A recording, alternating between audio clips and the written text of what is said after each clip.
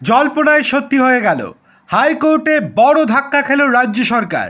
বলতে গেলে গোহারা হারল রাজ্য সরকার। আর বড় জয় পেয়ে গেল বিজেপি এবং বিজেপি নেতা অর্জুন সিং।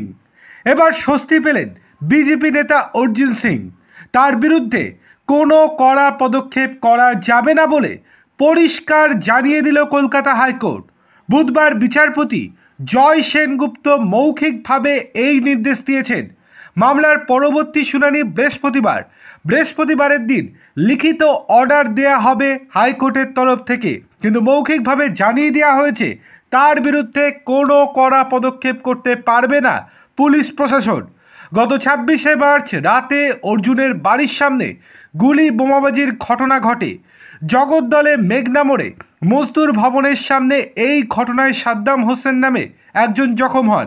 তৃণমূলের দাবি জখম হওয়া যুবক তাদের দলের কর্মী। অর্জুনের চালানো গুলিতে তিনি জখম হন।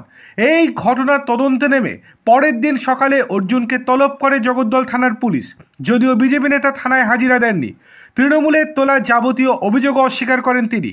অর্জুন থানায় হাজিরা না দেওয়ায় জগদ্দল থানার ওসি তার বাড়িতে গিয়েছিলেন। এরপর মঙ্গলবার বিজেপি নেতার বিরুদ্ধে গ্রেপ্তারি পরোয়ানা জারির আর্জি নিয়ে ব্যারাকপুর মহকুমা আদালতে যায় পুলিশ। আপনারা সকলেই জানেন জেলা আদালতগুলোতে বর্তমানে শাসক দলের সমস্ত হুঁশিয়ারি বা হুমকি চলে। সেখানে শাসক দলের বিরুদ্ধে কোনো কথাই বলতে পারে না বিচারপতিরা। সূত্রের খবর, আদালতও গ্রেপ্তারি পরোয়ানা জারির নির্দেশ দিয়েছিল। এরপরে হাইকোর্টের দ্বারস্থ হন অর্জুনবাবু।